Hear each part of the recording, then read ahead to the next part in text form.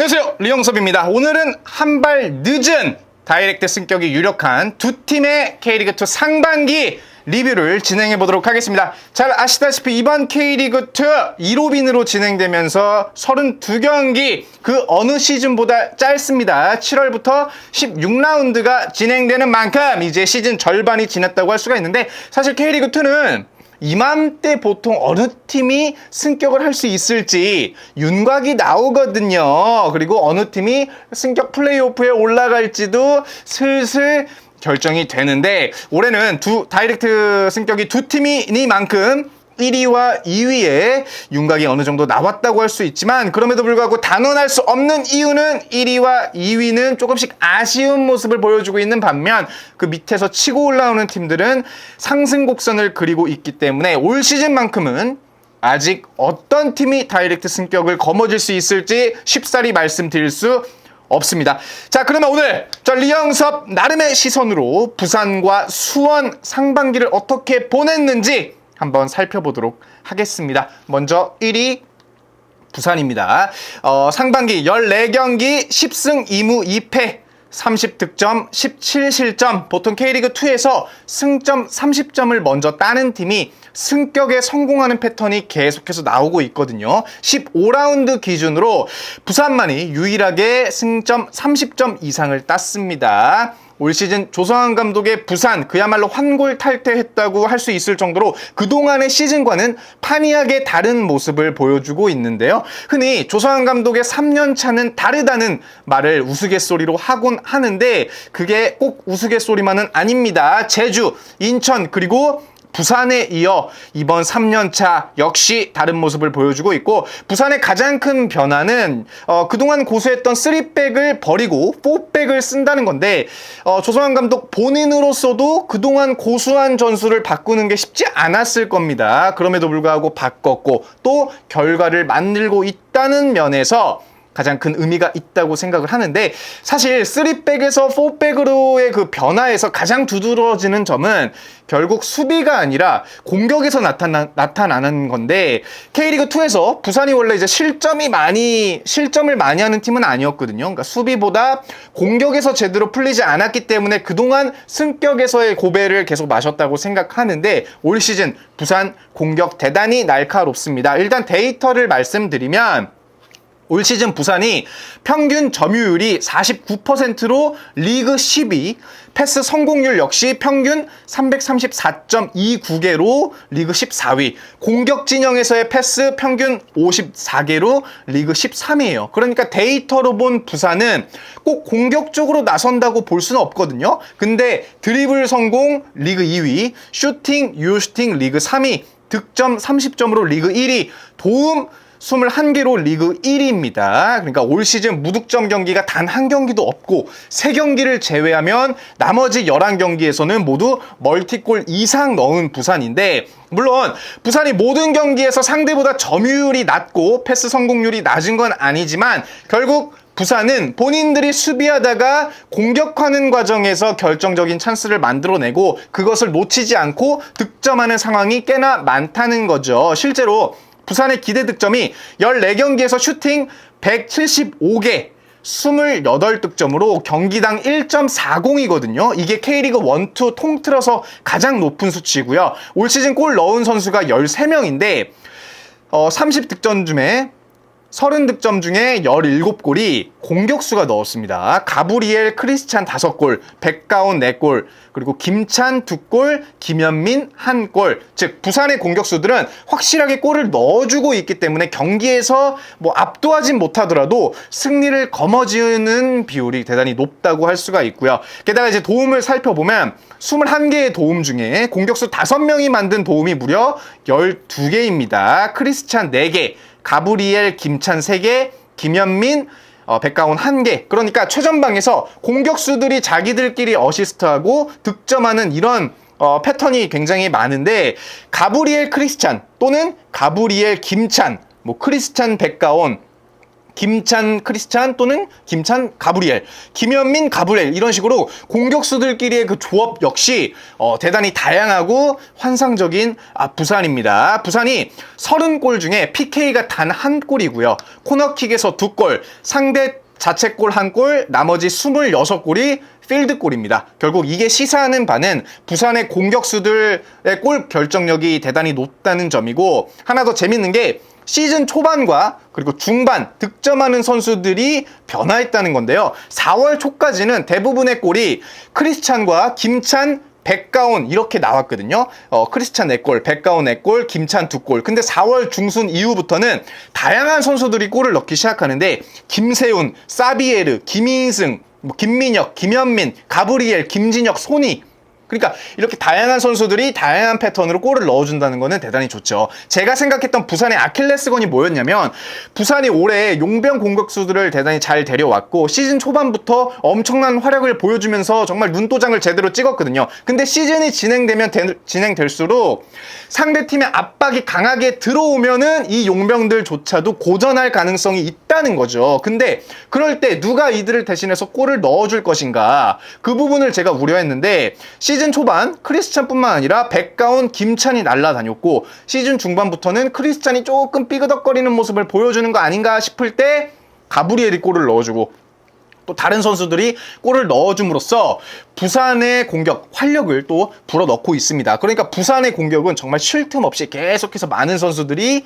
그러니까 특정 선수 한 명에 의지하는 것이 아니라 다양한 선수들이 골을 넣어준다는 거, 이게 부산이 보여준 가장 긍정적인 면이라고 생각하고, 득점 분포 시간 역시 시즌 초반과 시즌 중반이 조금 다른데, 조성환 감독이 시즌 초반에는 전반보다 이제 후반에 승부 보는 패턴이 많았거든요. 4월 11일 7라운드까지는 16골 중에 10골이 후반에 나왔습니다. 근데 8라운드부터 15라운드부터 이 14골 중에 9골이 전반에 나왔습니다. 그러니까 시즌 초반에는 부산이 전반에 선제골 넣고 뭐 동점골을 허용하거나, 또는 선제골을 허용하고 이제 후반에 뒤집는 경기가 몇 나왔는데, 시즌 중반부터는 일단 전반에 몰아쳐서 선제골을 넣고 주도권을 쥔 채로 경기를 끝내려는 그런 좀 모습이 나온다고 생각합니다. 그러니까 이게 잘 먹힌 경기가 대표적으로 8라운드의 수원FC전, 그리고 10라운드 김해전, 뭐 11라운드 천안전을 예로 들 수가 있는데, 반면 그게 잘 되지 않은 경기는 12라운드 화성,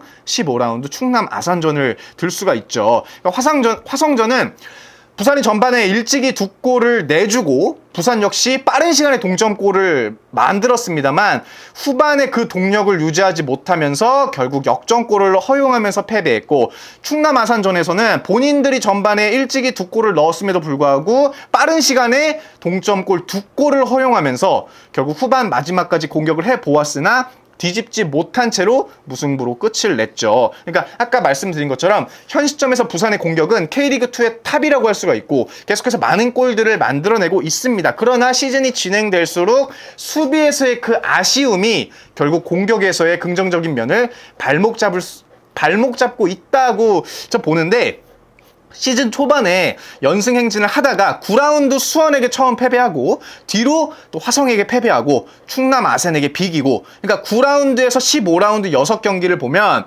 3승 1무 2패거든요. 근데 또 자세히 들여다보면 수원에게 전반 2골 내주고 본인들이 후반에 2골 따라잡았으나 경기 종료 직전에 역전골 내줬습니다.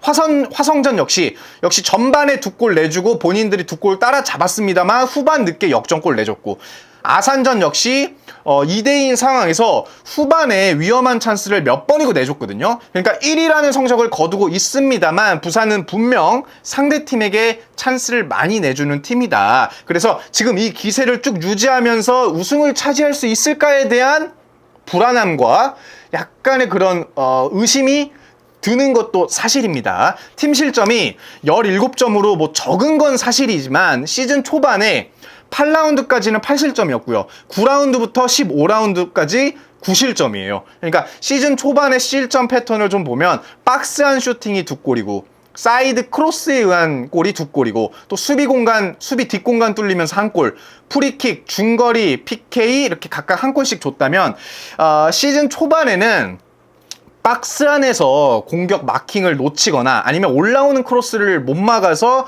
골을 많이 내줬거든요. 근데 이제 9라운드 이후부터는 크로스, 중거리, 코너킥으로 이제 한 골씩 줬고 PK로 2골, 수비 뒷공간을 내주면서 무려 4골을 내줍니다. 그러니까 이게 확실히 시즌 초반에 비해서 수비 라인이 쉽게 무너지면서 그러니까 역습이 날카로운 팀을 만나면 수비 라인이 정신을 못 차리고 그냥 무너지고 공간을 많이 내주고 또 스피드가 그렇게 빠르지 못하기 때문에 상대 공격을 그대로 놓치면서 실점하는 패턴이 많이 나오고 있어요. 결국에는 부산도 수비에서의 약점을 고스란히 드러내고 있고 또 수비에서 중심을 제대로 잡아주는 선수가 없다는 게 지금 시점에서 부산의 가장 큰 아쉬운 점이 아닐까. 그나마 다행인 거는 구상민 골키퍼가 마지막까지 정말 슈퍼 세이브를 보여주면서 부산의 골문을 지키고 있기망정이지 그마저도 없었다면 지금 부산은 1위 절대 아닙니다. 계속 내려갈 수가 있고 많은 실점을 할 수가 있었다는 거예요. 정말 구상민 골키퍼가 올 시즌에 자신의 정말 전성기를 있다고 해도 과언이 아니고 구상민 골키퍼의 가장 큰 장점이 공중볼 처리거든요. 실제로 데이터를 보면 구상민 골키퍼의 캐칭과 공중 클리어링이 리그 1위입니다. 확실히 공중볼에 의한 실점이 낮은 게 부산인데 그렇지만 부산이 상반기 보여준 퍼포먼스는 정말 대단하고 그 동력을 계속해서 끌고 오면서 리그 1위를 유지하는 것도 정말 대단하고, 냉정하게 말해서 부산이 작년까지는 플레이오프조차 가지 못했거든요. 근데 이제 올해는 우승까지 넘보고 있단 말이죠. 이는 분명 조성환 감독을 비롯해서 코칭 스태프 그리고 선수들이 정말 하나로 똘똘 뭉쳐서 의기투합하면서 보여준 결과라고 저는 생각합니다. 다만 부산은 이제부터 시작입니다. 초반에 비해서 시즌 중반으로 가면서 경기력이 조금씩 내려오고 있거든요. 물론 공격력은 계속해서 시즌 초반이나 중반 똑같다고 할 수가 있지만 수비에서의 보여준 모습들이 점점 상대팀에게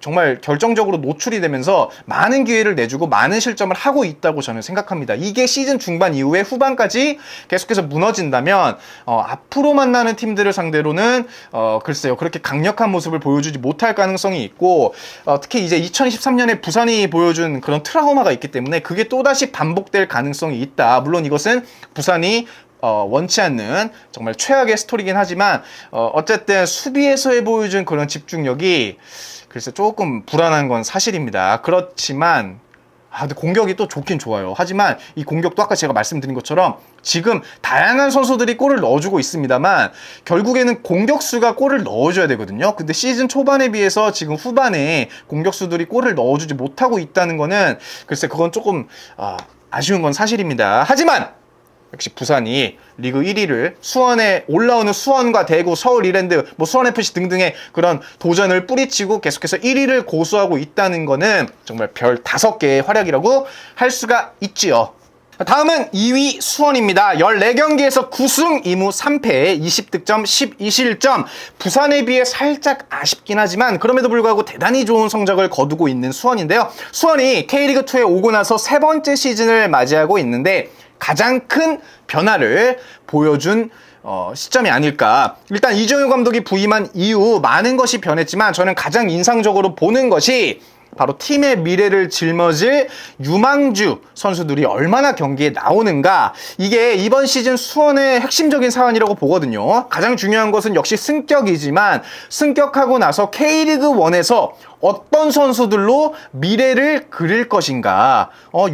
유소년 풀이 상당히 좋은 수원에서 어떤 숨겨진 원석을 이정효 감독이 발굴하여 어떻게 갈고 닦으면서 그 선수들의 재능을 꽃을 피울 것인가. 이번 시즌 수원의 라이징 스타는 누가 될 것인가. 이거 지켜보는 재미가 또 쏠쏠하거든요. 이번 시즌 이정효 감독이 기용한 선수들을 보면 골키퍼의 김준홍, 수비수의 고종현, 모경민, 이견희, 이준재, 미드필더의 김민우, 김성주, 박현빈, 정호연, 공격의 강성진, 김도현, 이상민까지 이 선수들이 2000년생부터 2008년생까지 그러니까 각 포지션별로 어린 선수들이 많은데 또 경기에도 계속해서 나와주니까 그야말로 팀의 미래를 책임지는 선수라고 할 수가 있는 거죠. 물론 어리기 때문에 아직 경험 부족으로 인한 아쉬운 모습을 보여주는 것은 사실이지만 그럼에도 불구하고 K리그2에서 2위라는 성적을 계속해서 유지하고 있고 1위 부산과의 격차를 계속해서 줄이고 있다는 측면에서 이들의 당장 아쉬운 플레이는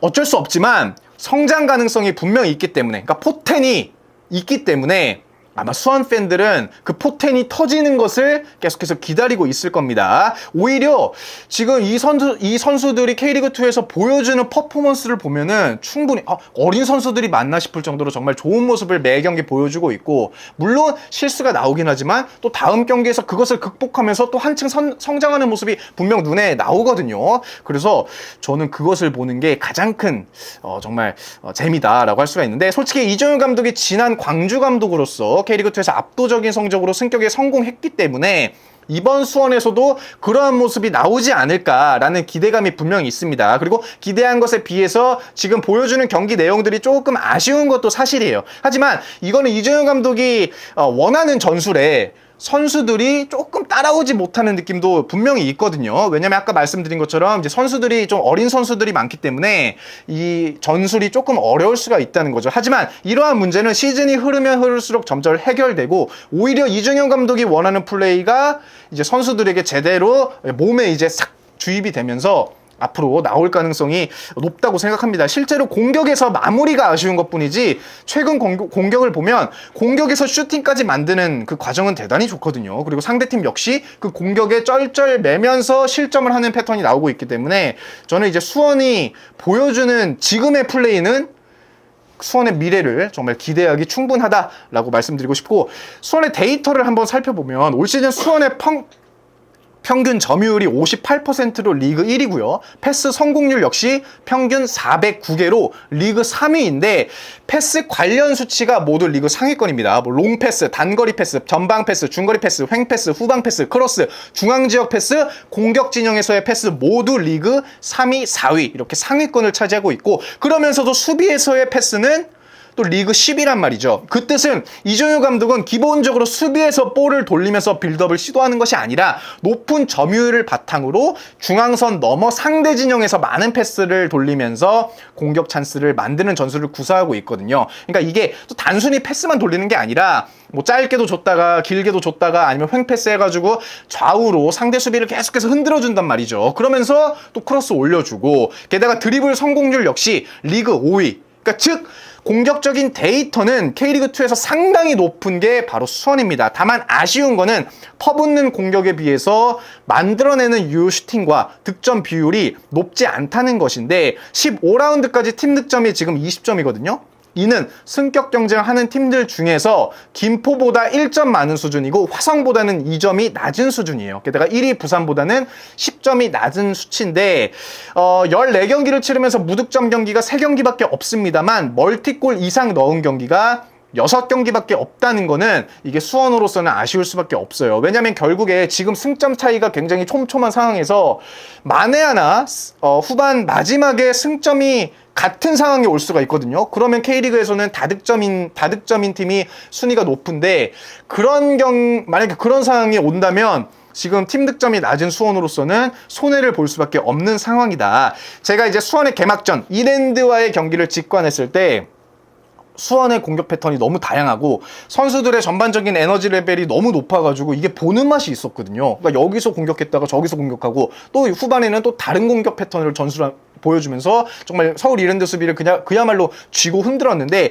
이게 시즌이 지날수록 공격이 뭔가 계속해서 뭐 뻥 뚫리지 못하고 조금 답답한 느낌이 좀 있어요. 근데 그 이유가 올 시즌 일단 공격수들이 만들어낸 득점이 너무 적다는 점. 15라운드까지 골을 제일 많이 넣은 선수가 4골의 헤이스, 그 밑으로는 3골의 강영묵, 2골 일류첸코, 김지현, 박현민. 그러니까 1위 부산과 결정적인 차이점이 바로 이 부분인데, 골을 결정지어야 할 공격수들이 지금 제 역할을 못해주고 있다는 점. 수원이 20골을 만들었는데 그 중에 PK가 2골이고 프리킥이 1골, 코너킥에서 3골, 필드골이 지금 15골이란 말이죠. 근데 득점 분포 시간을 보면 20골 중에 전반에 7골, 나머지 13골이 후반이에요. 근데 그 중에서도 후반 30분 이후에 10골이고 그 중에서도 후반 추가 시간에 4골이 터졌다는 겁니다. 그러니까 후반 종료 직전까지 높은 점유율을 바탕으로 계속해서 공격적으로 치고 나가는 게 수원의 장점인데,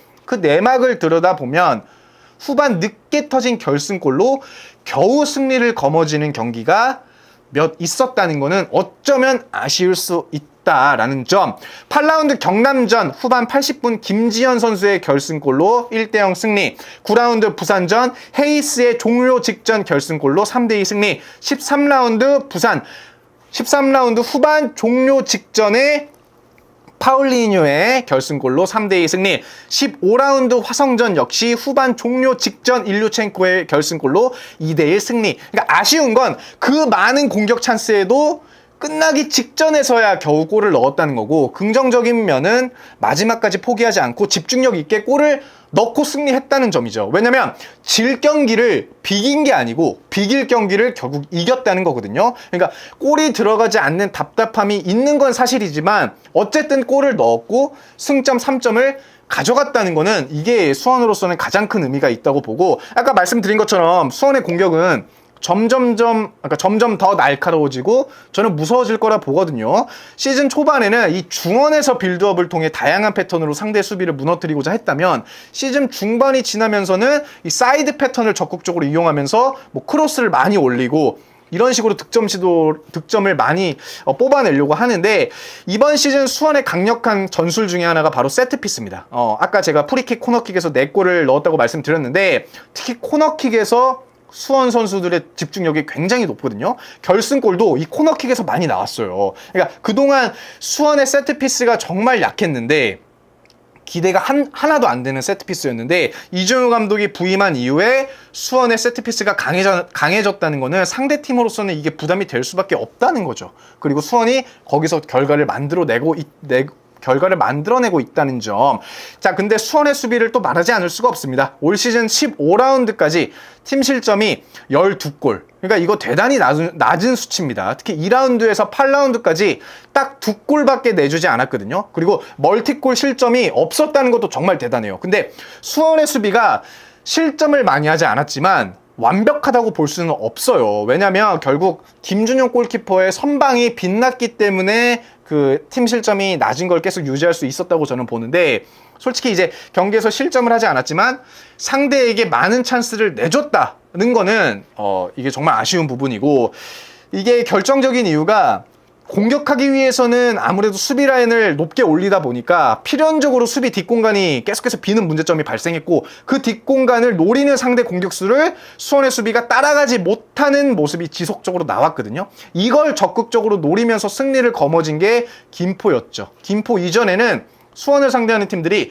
전반에는 수비적으로 나서다가 후반에 공격적으로 나서는 모습을 보여줬다면, 김포는 탄탄한 수비를 바탕으로 정말 후반까지 그 수비적으로 나서면서 계속해서 기회를 엿보고, 오히려 수원이 원하는 대로 끌려 나오지 않고 수원의 조급함을 유도하면서 수원의 공격을 잘라먹고 바로 역습으로 들어가면서 또 골까지 얻어내면서 승리를 가져가는, 정말 그 김포의 전술이 인상적이었는데, 김포전을 기점으로 수원의 실점이 점점 늘어나기 시작합니다. 9라운드 부산에게 2실점, 10라운드 수원FC에게 3실점, 13라운드 천안에게 2실점, 14라운드 아산에게 2실점, 본격적으로 멀티골 이상을 내주는 경기가 나오기 시작했는데, 여기서 주목할 부분은 9라운드부터 15라운드까지 6경기에서 10골을 내줬는데 9골이 후반에 나왔습니다. 이것은 이제 수원의 후반 수비 집중력이 떨어진다는 문제점을 지적할 수가 있고, 실점 패턴을 보면 코너킥에서 1골, 또 사이드에서 올라오는 패스로 5골, 역습으로 4골. 그러니까 공통점은 수원이 상대 진영에서 공격하다가 볼을 뺏기고 역습을 맞는 과정에서 라인을 높게 올린 수비가 빠르게 치고 들어오는 상대 공격을 제대로 막지 못하면서 너무 쉽게 흔들린다는 점. 근데 그 중에 하나가 수비 뒷공간으로 패스를 찔러주면 쇄도하는 상대 공격수를 수원 수비가 따라잡지 못하면서 실점. 다른 하나는 사이드에서 빠르게 치고 올라오는 그 상대 공격을 제대로 막지 못하면서 그 공격수가 사이드에서 중앙으로 크로스 또는 패스를 찔러주고 그것을 그대로 막지 못하면서 실점하는 패턴이 나왔다는 건데, 이 두 가지가 상반기 수원 수비의 아쉬운 점이라고 꼽을 수 있습니다. 아무래도 원인은 일단 수원이 점유율이 높다는 건 본인들이 계속해서 주도권을 쥐고 경기 운영을 하는데, 수원의 공격에서 양 사이드가 높게 올라갈 수밖에 없거든요. 그러면 이게 후반이 되면 지칠 수밖에 없다. 또 사이드뿐만 아니라 그곳을 커버해야 하는 뭐 중앙의 미드필더라든가 수비수들 역시 체력적인 부담을 느낄 수밖에 없다. 그러면서 점점 후반에 집중력이 흐려지는 거 아닐까. 그리고 이제 전반적으로 수원의 수비수들이 스피드가 빠르지 않기 때문에 빠르게 치고 올라오는 상대 역습에 대단히 쉽게 흔들리는 경향이 있어요. 수원 역시 그나마 다행인 것은 김준영 골키퍼가 슈퍼 세이브를 보여주면서 수원의 골문을 든든하게 지키고 있거든요. 그럼에도 불구하고 5월, 6월에 보여줬던 실점은 좀 아쉽다고 할 수가 있지만 이게 또 거기서 긍정적인 의미로 찾자면 수원 수비가 역시 나이가 어린 선수들이 경기에 나서는 만큼 이렇게 경험 부족으로 또는 뭐 스피드가 딸린다 뭐 이런저런 문제로 실수를 해가서 뭐 실점을 한다 이런 문제들이 시즌 중후반을 지나면서 저는 분명히 좋아질 거라 보거든요. 왜냐면 이 선수들이 어리기 때문에 그 실수를 통해서 성장할 수 있는 거예요. 저는 그리고 성장하고 있다고 저는 보고 결국 수원의 가장 큰 강점은 결국 수원의 수비가 뭐 불안하다고 해도 성장할 가능성이 있고 또 아무리 상대에게 뭐 역습을 당하고 골을 내줘도 공격수가 아무리 뭐 골을 못 넣어도 경기 끝나기 직전까지 이 선수들 모든 선수들이 정말 집중력 있게 계속해서 본인들이 주도권을 쥐고 공격을 퍼부으면서 결국 골을 만들어내는 패턴이 많이 나오고 있다는 점 저는 이것을 가장 긍정적으로 보고 수원의 이정효 감독이 사실 계속 같은 공격 패턴으로 상대 수비를 좀 무너뜨리려고 하는 경향이 있거든요. 근데 이거를 보면서 왜 똑같은 패턴으로 자꾸 되지도 않는 거를 하나 좀 답답하게 느낄 수가 있지만 결국 그게 상대 수비의 균열을 일으키면서 결정적인 찬스를 만들어내고 그것을 통해서 누군가가 골을 넣는다는 점 이게 수원의 상반기 퍼포먼스가 아닐까. 정말 최고라고 할 수가 있는데 수원과 부산과 수원 모두 시즌 중반이 지나면서 조금씩 아쉬운 모습을 드러내고 있거든요. 근데 저는 수원이 부산과 다르다고 하는 점은 수원의 수비는 성장하는 반면 부산의 수비는 점점 약점을 드러내고 있다. 그리고 이정효 감독의 공격 전술은 더욱더 견고하게 다듬는다면 시즌 중후반 이후의 수원은 그야말로 공수에서 밸런스를 정말 좀 완벽한 밸런스를 보여주지 않을까라고 생각을 하고 부산 같은 경우는 수비가 수비대로 무너지는데 공격에서 공격수들이 골을 넣지 못하는 경기가 계속 나온다면 공수에서 뭐 이도저도 아닌 경기가 좀 나올 수가 있다라는 좀 아쉬운 점이 있습니다. 자, 어쨌든 부산과 수원 그럼에도 불구하고 계속해서 상위권을 유지하고 있고 밑에 팀과의 승점을 계속해서 벌리고 있거든요. 이게 언제까지 유지될 수 있을지도 K리그2 팬들에게는 또 하나의 관전 포인트라고 생각합니다. 일단 여기까지 승격 유력 후보 1위 부산과 2위 수원의 상반기 리뷰 조금 많이 늦은 상반기 리뷰였고요. 과연 남은 절반의 시즌에도 부산과 수원 계속해서 1위와 2위 혹은 순위가 뒤바뀔지 이것도 계속해서 지켜보도록 하겠습니다. 다음은 승격 경쟁하는 나머지 팀들의 상반기 리뷰로 찾아뵙도록 하겠습니다. 영상 시청 대단히 감사합니다. 또 찾아뵙겠습니다. 안녕히 가세요.